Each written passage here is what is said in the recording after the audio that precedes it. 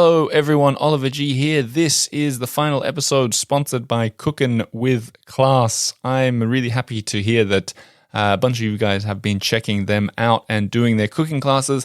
I recommend it heartily. I went and did one of the classes and I really enjoyed it, and I thought it's the perfect kind of thing to add to your itinerary when you're traveling in Paris. I had my eye on, in the room next to me where we were making the sauces, they were making macarons.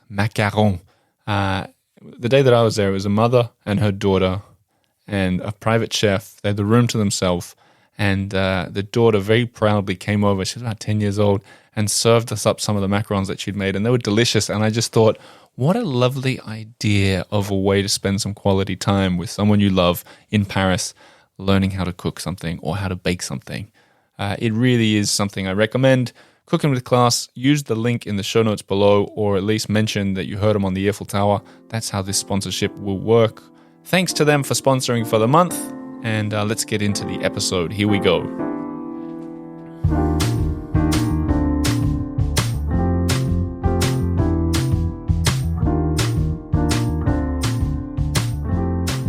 Hello everybody, Oliver G here from the Earful Tower. This is an episode with the flower man of Paris who makes silk flowers and sells them from his shop in the Marais. Diederick de Jongh, a Dutchman turned Parisian. He's been on the show once before, a couple of years ago. We'll talk about that too. In fact, it'll make for a good episode to listen to side by side. Maybe start with that one. But he came into the studio to talk about life since we last chatted and his exciting new project with the National Heritage Monuments. Here comes Diederick on the Earful Tower podcast.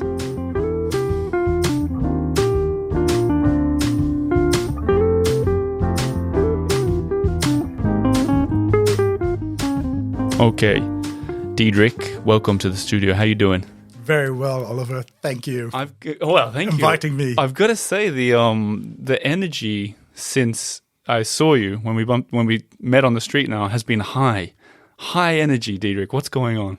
Oh, really? Yeah. Oh, this is normal Diederick. Is this normal? How do you manage so. that? How do you manage such a high energy? I feel there's a light coming from you, and I'm enjoying it. I'm enjoying it. Is it surrounding yourself with flowers all day? Well, yeah, definitely. It remains a pleasure to do what I'm doing. Good. I'm so glad I changed my career when I did, and sometimes regret that I didn't do it sooner. It's funny that you say that. So both of us, so for everyone at home, the last time we sat down and chatted on the microphone was almost exactly 3 years ago. I love the idea of doing a catch-up with a past voice on the show. And both of us, it wasn't even the plan, but both of us listened to the old episode this morning before meeting, so it's very fresh. Yes. That bit about you having an office job, you said that you sat behind a desk in front of a screen until you were, you saying your 50s? Is that what you said? Yeah, just about. Yeah, when I heard that this morning, I was like, he made the right choice. I felt that sort of freeing feeling. So now that when you look back, you wish you did it sooner? Yeah, so it's definitely still there. The feeling of liberty and control of your life. And I think it's the social aspect. I also mentioned that, I think, in the last episode or the last interview. But definitely, I'm enjoying myself a lot. And it shows, Diederick. It shows. Let's talk about. Let's do a catch up first. What did you think about that episode? Listening to it again, did it feel like a different time? Does it feel like a different man? It felt. It felt like another era. No, not another era. It felt like it felt like yesterday. Really? Yes, but things have changed. Good, and we can talk about that because the main change is that you've moved where your shop is. I mean, from that episode, I listened to it. It started off by saying your old address, and now you've moved. To the Rue de Tournelle, which sounds like the Rue de Turenne, which I was before. Yeah, and it's all in the same neighborhood. It's just on the other side of the Place des Vosges. Yeah. And I think for people, I think we should let's get the basics out the way. Flora Magnifica, your shop, used to be near the Place des Vosges. That was what the old episode was even titled. Now it's on a street that I really like because there's a coffee shop down the road from you that I like, the Yellow Toucan. Is that where you go? Is that where you were on the way the other day? I walk past there every day. Yeah. But I occasionally go in. Yeah. Often. Where's your new coffee spot? Is it still a Peloton? Yes. Recently, I have been going there a bit more. Yeah. But I find nowadays, because I walk more than I bicycle, Yeah. it takes a little longer, so there's less time for the coffee break on the way. There you go. We talked about cycling a lot in that last episode as well. We did, yeah. And that's even changed since over the last 3 years. I feel like cycling is taking over. Yeah, it's gotten even better. And you must be thrilled as a Dutchman. Well, nothing to do with Dutchman. It's just thrilled for Paris. Isn't that like the natural sport of the Netherlands? No, and so it is in India, and it was in China. Fair enough. Let's talk about your newish location. I remember after I had you on the show, I walked past your old location and saw that it was empty. And I remember thinking, I wondered what had happened. And then I think pretty soon after that, I bumped into you. Was it at your shop? I can't remember. Probably. The previous shop was tiny, and it was a lease for a limited period. And so I'd set up to take up another shop on the same next to the Peloton, practically on the same street, next to them, next to them. But the current renter decided at the last moment not to leave, and so I was without a shop for a couple of months. Frantically trying to find a new spot, and I came across this one, and I thought, yeah, this is it. I mean, it's not the same kind of facade, but it's spectacular anyway. Yeah, it's a bright red facade across from Chez Janou, which I want to talk about as well, and it's much more spacious. So I've created kind of like a. You know, when you walk into a path with flowers on both sides, that's the way it is done in the shop, and it feels like people stop in front of the door, which is always open, and then you have this path, windy path through the shop, and flowers on both sides, and it's really quite. And once again, it's beautiful. So for the people who don't know about flowers en tissu, assuming they haven't listened to the past episode, can you give us a rundown of exactly what it is that you're selling here? These aren't normal flowers.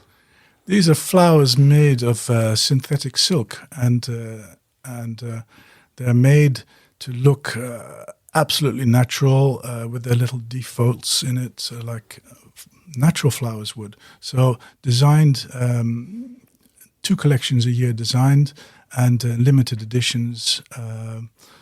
Try to surprise the Parisians with a quality that they haven't seen before, and make them realize that it could be an option as well besides locally grown flowers. And I feel like in the past, it's a big thing now. People are thinking about sustainability. I wonder, are you noticing difference in like I know florists have been here forever and probably will be selling flowers that have been cut from the ground.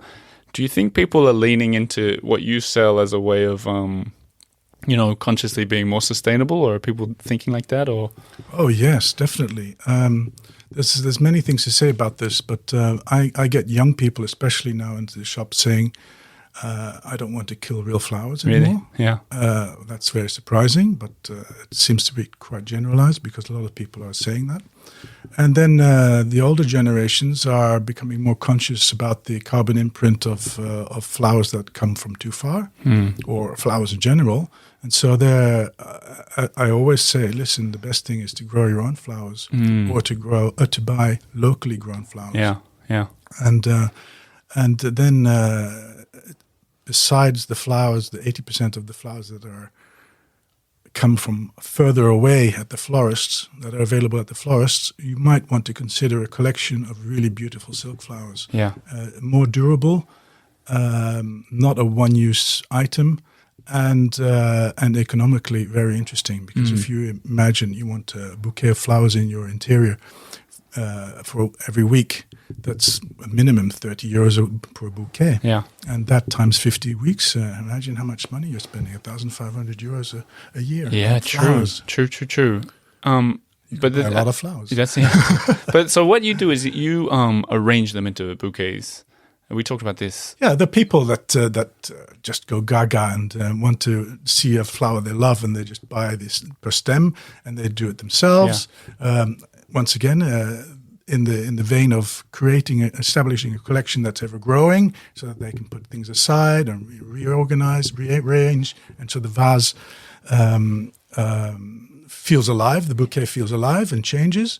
And then there's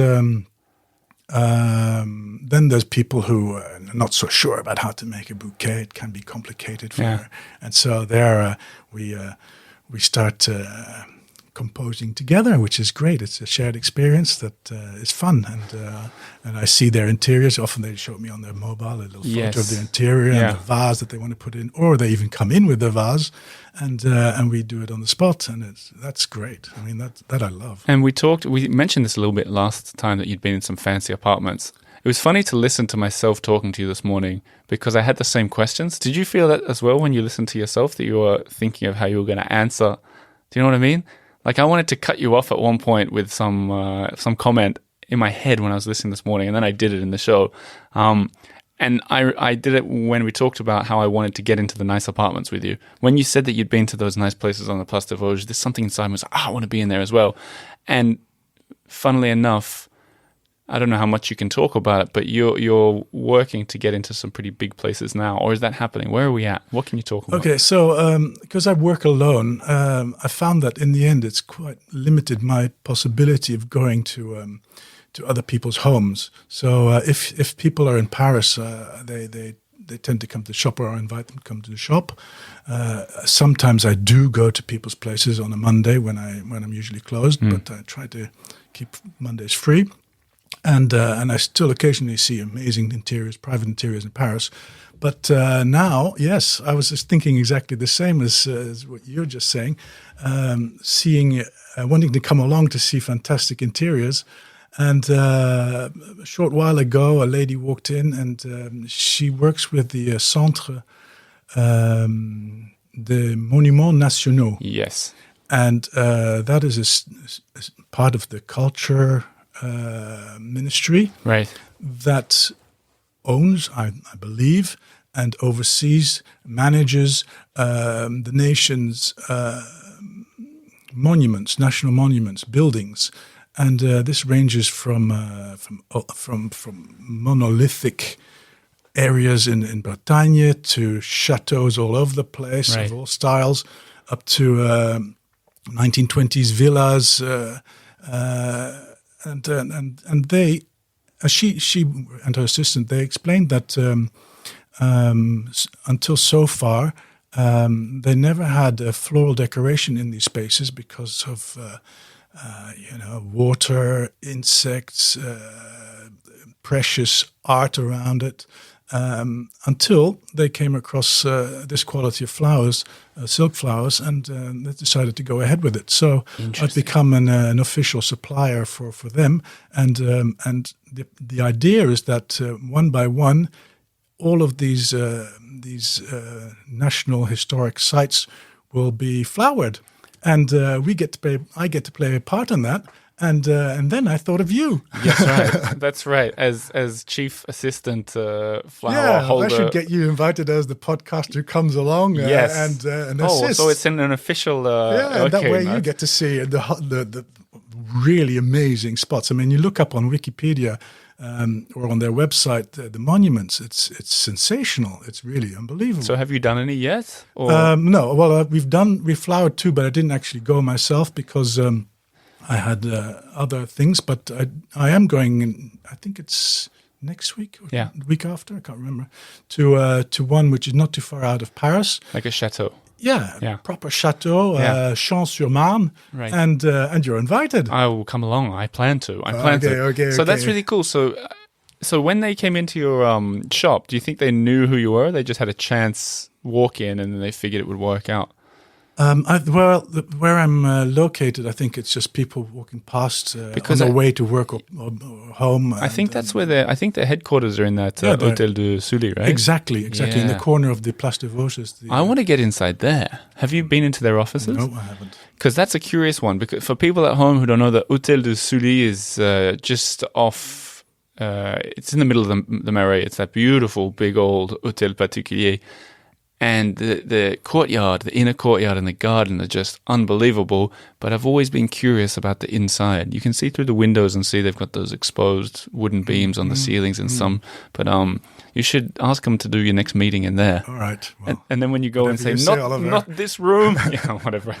Well, if I'm going to be there as an assistant, I insist. Yes, insist. I'll assistant. be your insistent, yeah. A little bit about the restaurant that's across from you. You mentioned bistro. Bistro. What's the difference? Well, a restaurant is full on, and a bistro is more casual. Okay. And bistro is it's the Russian word for a quick meal or something. Quickly, or something. bistro, something like that. Yeah. Chez Janou. Chez Janou. Now, an institution that I didn't know existed. Interesting. I think I feel like a lot of our listeners have probably been there because I think it's on the lists of things you got to check out in Paris. But it doesn't surprise me that you didn't know about it because it's quite. Like it's not like arrogantly out there. No. It's almost a sort of like, elbow your friend and say, we've got to go to this place. Yeah. But let's not make a blog post about it kind of thing. No. For the people who don't know, the bistro, it's got this lively atmosphere. They specialize, what is it? Is it it's Provençal and pastis. Pastis. Provençal. It's good food. It's not top. It's not haute cuisine, but and at a very reasonable price. But it's the ambiance that everyone loves, and it's situated on a kind of like a little place with magnolia trees in it, and it's all by itself there, and you feel like you're in a little haven of quietness in busiest Marais in Paris. Yeah. And so when the sun comes out, which hopefully it will more and more now. Yeah.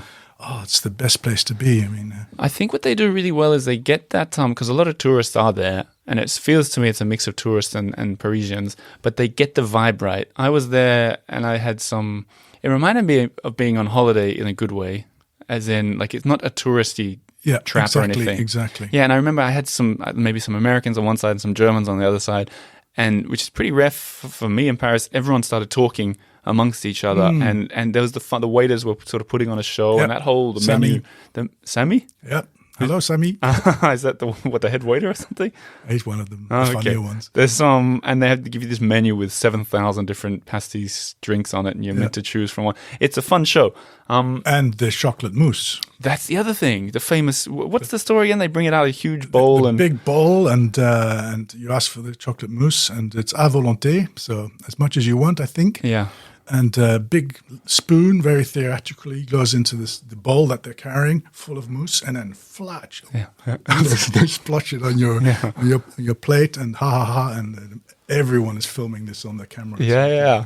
And that's like literally right across from your store. Yeah, right across. Are they open for lunch as well? They're open before I get to my store, so they open for coffee in the morning already. There you go. Because what I was going to say is, if people at home are going to go visit that bistro, all they have to do is cross the road to come and find you. Yes, have lunch, and lunch the kitchen used to close at 4 and then reopen at 7. Now it's continuous since recently. Yeah, and so. So yeah, you can spend all day there, and for me it's fun because that's it's a street that doesn't have a lot of people coming through it, but it's a spectacle. It's fun at Chez Janou. Yeah. Fashion weeks as well. I mean, we talked about that last time on the show, that a lot of fashion people were coming around your area. Is it the same there? People are going down there? Yeah, it feels like... it's a real mix. And it's a nice mix of people. Yeah. When customers or even browsers come into your shop, because I'm thinking there'll be people listening who maybe feel that they're not in the market for silk flowers but want to have a look. Yeah. Is that is it all right to come in for a look, or are you sort of... Oh, yeah. I mean, the previous shop had this big glass facade. It was like the garden just flowed out onto the street. Now it's a door and 2 smaller windows on each side. So I leave the door open, and I hear all the comments of people in the street. Yeah. And after a glass of wine and your pastis at Chez Janou, the internationals roll over and not roll over. They cross the road. Yeah. And ou and ah, and I always say le jardin est ouvert. Yeah. The garden is open. Nice. Feel free. Come Yeah. on in. So it's You strike me as a man who'd be happy with people coming in and chatting with them. You know, there's sometimes some of these shops in Paris that you feel a little, I don't know, hesitant to go in. Yeah, but why is it like that? I mean, we're all people. We should just be open and be open to a conversation and share a tip or whatever. That's just the way I am, I guess. Yeah, there you go. So I wanted to talk about, you were on the show last time 3 years ago, and I know you said some people have come in. You've met some of the Earful Tower community, probably back and forth with a few. Fantastic. Are they good people? Are you just saying that, or is it true? No, it's absolutely true. Yeah. I mean, I was like so flabbergasted that suddenly people started turning up saying, "I heard you on the Earful Tower," and oh my God, it's unbelievable. Really? This is so much fun. I mean, and these people are, they know the vibe. They're, great. It's funny to me as well, because for this job as a podcaster, we're talking here in this room. It's just me and you. You press publish, the episode goes out, and it's not like every person who listens sends me a message and say, "Oh, I enjoyed that episode," or "I didn't enjoy that episode." Same with if you watch TV. I don't know if you watch Seinfeld on TV, you don't think I'm going to send a message to Jerry at the end to say, not that I'm anywhere near that level, but it just goes out and then you just don't know what happens. So it's always so nice to hear that, not just that people are going and saying hello to the guests in their shops, but that they're nice people as well. Yes, absolutely wonderful people, and people who have come from abroad visiting Paris and make an effort to come to the shop, blown away by that, and also local people who or expats in Paris also. And then what really didn't freak me out, but surprised me was I was just after the podcast came out 3 years ago. My children were 3 years younger, and they were still very into social media and Instagram followers. That's an important figure. Whatever. It's a currency for young people now. Too much. Yeah. Anyway, to see the follower count just going like a counter, spinning like a counter, thanks to followers who heard me on your podcast. Cool. It just blows your mind. It's too funny. That makes me happy to hear. Yeah. I mean, I'm really glad to hear that people have come in and said hello. Hopefully it happens again. And also I want to say thank you, because I know you've become a part of the community itself listening to the show. I know that you're following along and you've become a Patreon supporter, which I appreciate. Oh, yes, of course. Everyone should sign up. Oh, look at that. It's just a tiny little investment for so much pleasure and shared wisdom and joy. Thank you, Parisian Diederick. joy. Thank you. Before we finish on another shout out to your show, I'm curious about, we talked about in the last episode you being sort of from all over the world. You were born in The Hague, and you grew up in Asia, in Africa as well, was it? Yeah. And then you come back to Paris. You're kind of a serial foreigner. I like to say we're all global citizens. Yeah, the that's world's the way to getting say it. smaller, and you and I, we're all, we're all spending time in different places on this world because it's possible. Yeah, and sharing each other's cultures and global citizens. Global That's citizens what we a good way to say it. I like it. But you've been in Paris for must be 28 years now, or so. Yeah. So that surely says a lot about Paris. What is it about this city that kept you here? What dragged you here, or what made you say, I'm good. This is my happy place?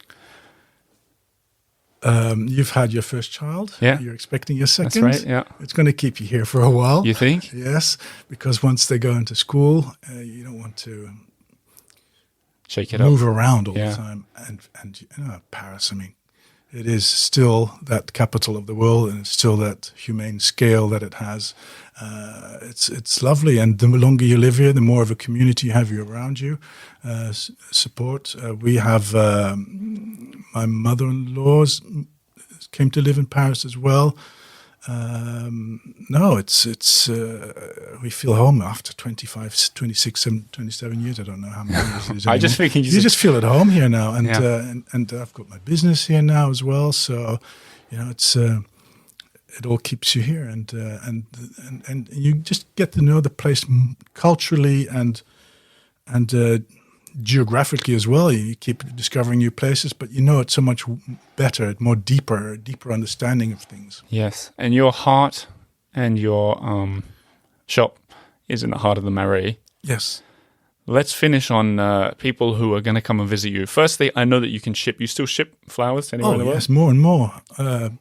So people can come because, you know, if you've got a delicate silk flower, you maybe don't want to tuck it in your hand baggage on the way home. No, what people do, and I was very pleased to hear this, is take it as hand luggage and no problem. What, New just like- York, San Francisco, you can read the comments on my reviews on Google Maps, I think. Yeah.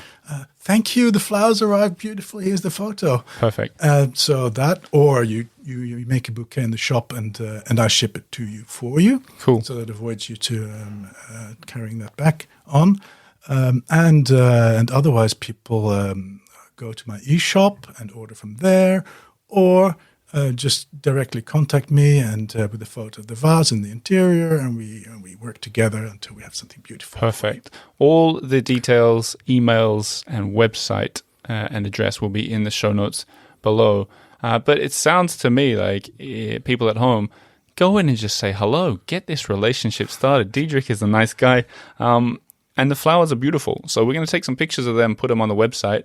As for you, what are you looking forward to? These cultural monuments, is there one that you're is there one that's what should I be looking forward to, as you're insistent? Have you been to the Musée on the Concorde, the Marais? Yeah, have you been there? Yep. I look forward to discovering that. Apparently it's quite surprising. Yeah, that's also something. That's also one on the list. Oh, you might be able to put your flowers in there? Yeah, and then even Notre Dame is on the list too. Oh my goodness. Imagine that. I never would have thought about the fact that the water and the insects and everything could stop flowers from being in there. Well, maybe in a church setting, maybe it's different. I don't know. We'll find out. But yeah, that the Hôtel de Marine is really something. And it's so central, and it's so that places like that are kind of makes me think if you're a tourist in Paris and you don't really have the energy to go to Versailles, places like that will give you such a taste of that decadence that you maybe don't need to make the day trip. Yeah. Oh yeah, but if you get some inside access there, I'll tag along for that one. I'll let you know every time I go to one of these places. Okay, on that note, I'll say thank you very much for coming in the studio again, and it was really nice to catch up. It was brilliant. And we'll catch up for a coffee soon. Absolutely, Oliver. See you soon.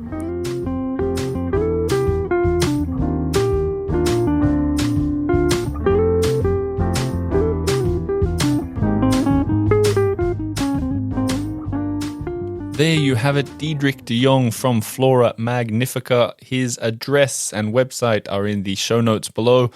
If you've got the guide to Paris, my PDF guide to the city, which we update every single year, you will see he is mentioned there as well. What a lovely man, and how kind of him also to be a Patreon supporter of the show. Now is me looking at you guys out there saying, don't you want to be like Diederick and support the show? Patreon.com/the Earful Tower. If you can't make it happen, if you've only got a budget that extends as far as silk flowers, go and buy silk flowers instead. I'll be here waiting for when the budget allows, hopefully, to welcome you on board and help make this show better. Thank you so much for listening, and I'll be back again with a new episode before you know it. Merci beaucoup, and au revoir.